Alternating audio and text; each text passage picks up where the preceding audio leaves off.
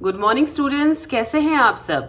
तो आज हम हमारे नए टॉपिक के साथ मिल रहे हैं और आज का हमारा टॉपिक है आवेशों के निकाय की स्थितिज ऊर्जा। तो आज हम क्या करने वाले हैं, सबसे पहले दो टॉपिक्स देखेंगे। इसमें दो आवेश लेंगे, उन दो आवेश का एक निकाय बनाएंगे, उसकी स्थितिज ऊर्जा बनाएंगे और उसके पश्चात मैं आपको तीन आवेशों के लिए भी स्थितिज ऊर्जा करके बताऊंगी और इस प्रकार आपको कितने भी आवेशों का निकाय दे रखा हो आप उसकी स्थितिज ऊर्जा आराम से निकाल सकते हैं। तो सबसे पहले हम इसकी परिभाषा देख लेते हैं और फिर मैं आपको बताऊंगी इसका तात्पर्य। परिभाषा यहाँ लिखी हुई है, इसको देखिए। क्या होता है, अगर हमारे पास स्टूडेंट्स दो या दो से अधिक, हम कहते हैं हमारे पास में आवेश है, ठीक है। जैसे मेरे पास एक आवेश है Q1, ठीक। अब हमें क्या करना है, हमको दो आवेशों का निकाय बनाना है। दो आवेश ले लेती हूं मैं, Q1 और Q2।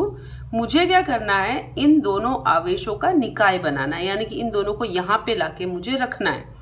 तो जब मैं इन दोनों को यहां पे लाके रखूंगी तो आप देखेंगे कि आपको कुछ कार्य करना पड़ेगा, ठीक है। और जो कार्य करना पड़ेगा वो आप लोगों का स्थितिज ऊर्जा के रूप में संचित हो जाएगा, ठीक है। तो देखो समझते हैं। सबसे पहले हमारे पास हमको इस एक एरिया में, इस जगह पर हमको इन दोनों आवेशों को लाके रखना है। क्लियर। सबसे पहले हम क्या करते हैं, इस Q1 आवेश को उठाते हैं। Q1 आवेश को, ये दोनों कहाँ पड़े हैं, अनंत पर पड़े हैं। Q1 आवेश को उठाते हैं और एक जगह यहां पे लाके अपन रख देते हैं, ठीक है। जब स्टूडेंट्स आप Q1 आवेश को उठाकर यहां लाएंगे तो आपको कार्य नहीं करना पड़ेगा। अब आप सोचेंगे कार्य क्यों नहीं करना पड़ेगा, क्योंकि बच्चों यहां पर हमारे पास किसी भी प्रकार का कोई अन्य आवेश पहले से उपस्थित नहीं था। अगर पहले से कोई भी आपका आवेश उपस्थित नहीं था तो जब आप इस आवेश को लाओगे तो आप लोगों को कोई भी प्रतिकर्षण बल नहीं लगेगा, ठीक है। आप इसको भली भांति ऐसे और समझ पाएंगे। मैं इसको एक और बार समझा देती हूँ, फिर आप इस चीज को अच्छे से और समझ पाएंगे कार्य क्यों नहीं करना पड़ रहा है। अब देखो स्टूडेंट्स, आपने माना कि Q1 को उठा के यहाँ पे रख दिया है, ठीक है। अब ये Q1 आ चुका है। अब आप क्या करते हैं, Q2 भी अनंत पर बैठा था, इसको यहां से उठाकर इस बिंदु पर, माना कि B बिंदु पर आपको लेकर आना है, ठीक है। तो आप अनंत से उठाकर यहां पर जब इसको लेकर आते हैं तो हम उसे नाम देते हैं बच्चों W2, ठीक है। तो Q2 को अनंत से B तक लाने में जो कार्य करना पड़ रहा है वो कितना है, W2। बच्चों अब देखो ये Q2 भी क्या है, प्लस, ठीक है। आपने इस प्लस Q1 को यहाँ पे रख दिया। अब जब आपका ये Q2 जो कि धनात्मक है इसके पास में आएगा तो बच्चों ये क्या होगा, आप क्या देखोगे, प्लस, और ये भी जो प्लस पास में चला आ रहा है, इन दोनों के बीच में एक बल लगेगा, है ना। बल कौन सा, आपका प्रतिकर्षण, क्योंकि ये भी प्लस और जिसको आप लेकर आ रहे हो वो भी प्लस। तो ये दोनों एक दूसरे से क्या करना चाहेंगे, दूर हटना चाहेंगे। पर हमें क्या करना है, इस Q2 को इसके नजदीक लेकर आना है। तो आपको इस प्रतिकर्षण के विरुद्ध एक कार्य करना पड़ेगा। तो मेरी बात आपको क्लियर हुई होगी कि जब आप Q1 को लेकर आ रहे हैं तो उस वक्त पहले से यहाँ पर कोई अन्य आवेश उपस्थित न होने के कारणवश आपको कोई भी प्रतिकर्षण महसूस नहीं हो रहा, यानी आपके Q1 का कोई विरोध नहीं कर रहा है यहाँ आने का। Q1 चला आ रहा है तो आराम से आएगा, पहले से ऐसा कोई आवेश वहां पर नहीं है जो उसके आने का विरोध करेगा। जब इसके आने का विरोध ही नहीं हो रहा है तो आपको कोई भी कार्य नहीं करना पड़ेगा। इस वजह से जब भी जिस पहले आवेश को आप लेकर आते हैं निकाय के निर्माण के लिए, उस वक्त आपको कार्य नहीं करना पड़ता, किंतु यदि निकाय में एक आवेश आ चुका है और आप किसी अन्य आवेश को लेकर आना चाहते हैं उसके नजदीक, तो पहले से उपस्थित आवेश के कारण इसको यहाँ पे Q2 को यहाँ लाने के लिए एक प्रतिकर्षण बल, यानी कि वो उसे दूर भगाना चाह रहा है, विरोध कर रहा है उसका कि नहीं मेरे पास मत आओ, पर हमको निकाय निर्माण करना है और इसके पास लेकर आना है ना।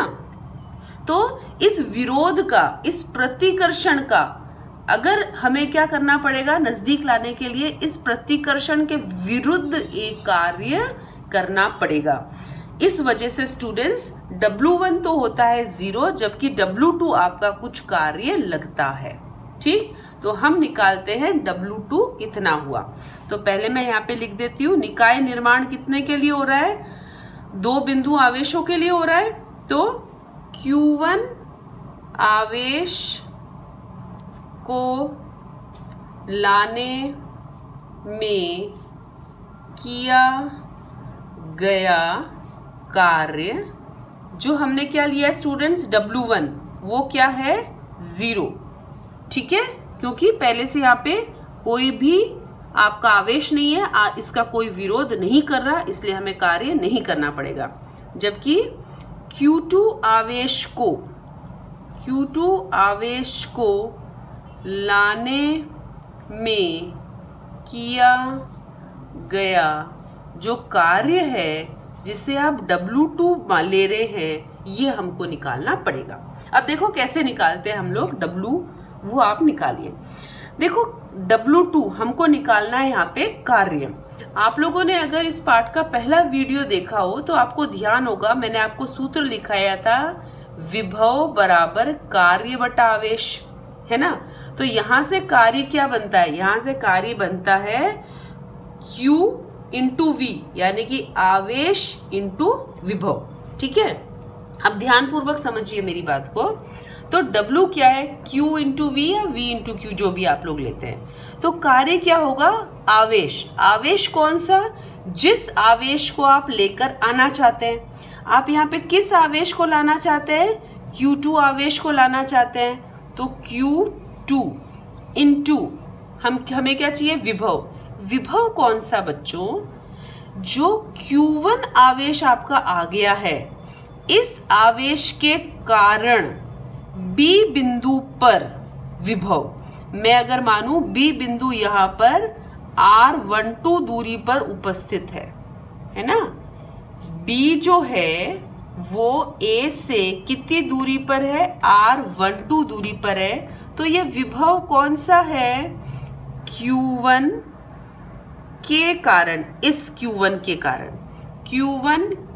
कारण B बिंदु पर उत्पन्न विभव। ये बात बहुत ही समझने लायक है, ये चीज हो जाती है तो कोई दिक्कत नहीं है। ठीक है, कार्य का सूत्र है QV। Q कौन सा लोगे, जिस आवेश को आपको लेकर आना है वो तो Q लोगे। यहाँ पे हम किस आवेश को ला रहे हैं, Q2 को ला रहे हैं, इसलिए हमने लिखा Q2। और V विभव कौन सा लोगे, जो पहले से उपस्थित आपके आवेश है उसके कारण उस बिंदु पर कितना विभव बन रहा है। ठीक है, तो पहले से मेरे पास यहाँ पे सिर्फ एक ही आवेश है, तो Q1 के कारण इस B बिंदु पर उत्पन्न विभव। ठीक है, ये हो गया हमारे पास। बस अब आपको कुछ नहीं करना, पुट करना है, तो इसे रख देते हैं हम लोग। देखो W2 बराबर Q2, विभव का मान कितना होगा, ये Q1 है। Q1 के कारण B बिंदु पर विभव कितना होगा, सोचो। विभव का सूत्र होता है 1/4 पाई एप्सिलॉन नॉट Q बटा R। ये आपको मैंने सिखा रखा है पहले ही, है ना। किसी Q आवेश के कारण R दूरी पर विभव का सूत्र, ये आपको सिखा रखा है। अब आप सोचिए Q1 आवेश के कारण R12 दूरी पर विभव क्या होगा। तो आप यहाँ पे Q की जगह क्या लिखेंगे, Q1, और दूरी क्या ले रहे हैं, R12, है ना। तो जो विभव लिया जा रहा है Q1 के कारण B बिंदु पर विभव, उसका सूत्र हो जाएगा 1/4 पाई एप्सिलॉन नॉट Q1 बटा R12। तो अब यहाँ पे पुट कर लेते हैं इसका मान, 1/4 पाई एप्सिलॉन नॉट Q1 बटा R12। आप इसे ऐसे लिख लें, 1/4 पाई इप्सिलॉन नॉट Q1 Q2 बटा R12। क्लियर है? हमारे पास ये जो निकाय बना है वो दो आवेशों के कारण ही बना, Q1 और Q2। तो हम यहाँ लिखेंगे कुल कार्य कितना करना पड़ा स्टूडेंट्स अपन लोगों को? कुल कार्य हो जाएगा W1 प्लस W2, और यही कुल कार्य जो होगा वो निकाय में स्थितिज ऊर्जा के रूप में संचित होने वाला है। यही जो कुल कार्य आपका निकलेगा इसी को हम कहेंगे संचित ऊर्जा यानी कि स्थितिज ऊर्जा। ठीक है, W1 का मान रखिए, W1 का मान देखिए हमारे पास क्या आया हुआ है 0। ठीक है, तो W1 की जगह 0 प्लस W2 का मान ये रखा हुआ है अपने पास ऊपर, तो हम ये मान रख देते हैं। ठीक है स्टूडेंट्स, तो 0 और इसको जोड़ा तो हमारे पास आया 1/4 पाई इप्सिलॉन नॉट Q1 Q2 बटा R12। ये निकला है कुल कार्य, और यही कुल कार्य क्या है? आपकी संचित ऊर्जा। ठीक है, तो यही है आपकी संचित ऊर्जा का मतलब स्थितिज ऊर्जा होती है। तो अगर आपने दो आवेशों का निकाय बनाया है तो उसके कारण जो आपकी कुल संचित या कुल स्थितिज ऊर्जा है वो ये ज्ञात हुई है। ठीक है, मैं एक और आपको करके बता देती हूँ, आपको थोड़ा और बात क्लियर हो जाएगी। अब अपन क्या करते हैं, 3 आवेश ले लेते हैं। ठीक है, 3 बिंदु आवेशों का मैं निकाय ले रही हूँ, और उसके कारण अपन क्या करेंगे, अब देखते हैं स्थितिज ऊर्जा क्या होती है। करने का मेथड तरीका बिल्कुल वही है स्टूडेंट्स जो अभी अभी अपन ने किया है। ठीक है, इसी प्रकार अगर आपको n का निकालना है, कोई कहे 4 बिंदु आवेशों के कारण निकालो, कोई कहे नहीं n आवेशों के कारण निकालो, तो आप आराम से निकाल पाएंगे। ठीक है, तो ठीक है, ये मेरे पास में एक यहाँ पर मुझे निकाय बनाना है। मेरे पास 3 आवेश बैठे हैं अनंत पर, Q1 Q2 और Q3, तीनों के तीनों मेरे पास प्लस हैं।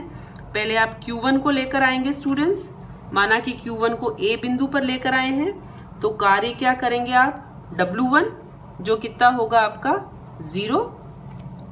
फिर Q2 को लेकर आएंगे आप स्टूडेंट्स, Q2 को माना कि आपने बिंदु B पर रखा है ना, यहाँ मैं लिख लेती हूँ, ये प्लस Q1 आ चुका है।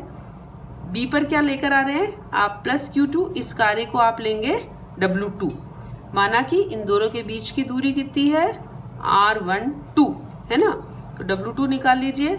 W2 क्या होगा, पहले से उपस्थित आवेश इनटू इस आवेश के कारण B बिंदु पर विभव, तो Q1 के कारण B बिंदु पर विभव। ठीक है, तो ये क्या आ जाएगा, Q1 इंटू Q1 के कारण इधर विभव कितना होगा बच्चों, 1/4 पाई इप्सिलॉन नॉट। ठीक है, और किसके कारण है, Q1 के कारण, तो Q1 बटा इन दोनों के मध्य की दूरी, इन दोनों के मध्य की दूरी क्या है, R12। तो ये मुझे मिला, पहले वाला ये सेम ही है, तो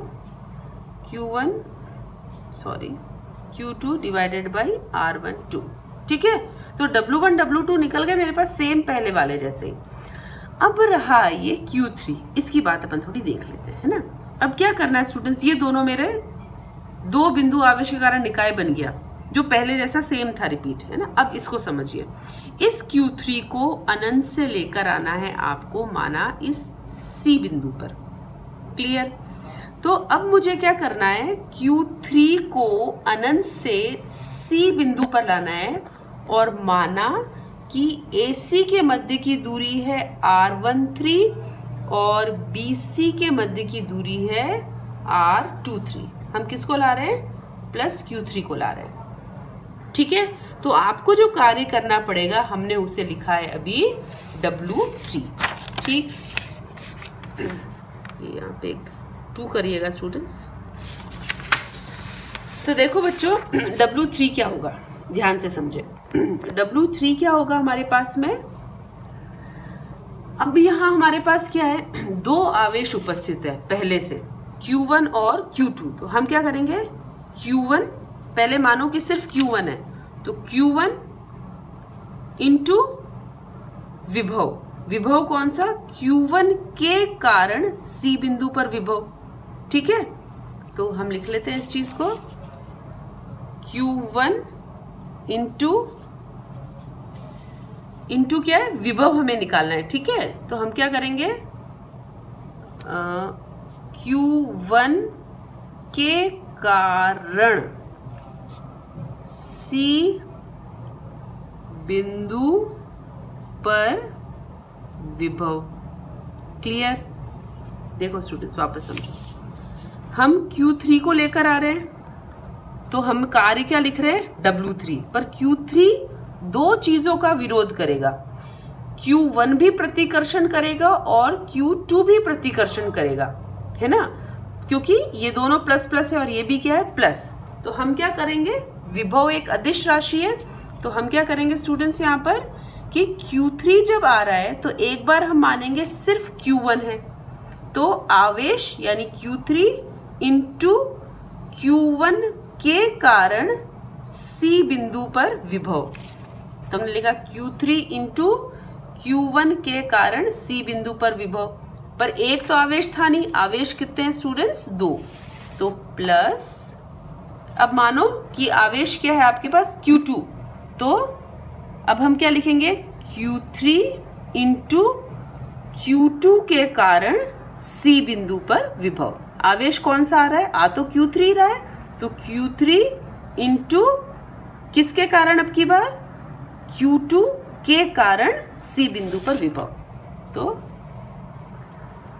Q2 के कारण C बिंदु पर विभव। ठीक है बच्चों, ये हमारे पास। तो पहले इसको मैं निकाल रही हूं, ये Q3 का Q3 इंटू Q1 के कारण C बिंदु पर विभव।